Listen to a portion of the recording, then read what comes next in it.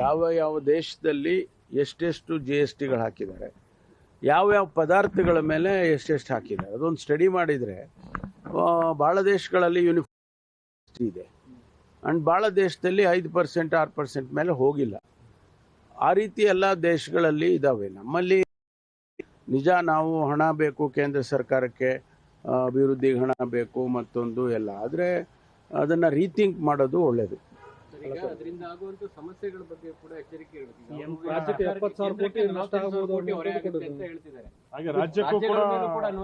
ಖಂಡಿತ ಎಲ್ಲ ಬರೀ ಕೇಂದ್ರ ಅಂತ ನಾನು ಹೇಳೋದಿಲ್ಲ. ಕೇಂದ್ರಕ್ಕೆ ಸಪೋರ್ಟಿವ್ ಆಗಿರೋದು ಯಾರು? ಈಗ ನಾವು ಸುಮಾರು 12,000 ನಾವು 14,000 ಕೋಟಿ ನಾವು ಕಟ್ತಾ ಇದ್ದೀವಿ. ಈಗ ನಮಗೂ ಕೂಡ ಅದು ಕಡಿಮೆ ಆಗೇ ಆಗುತ್ತಲ್ವ.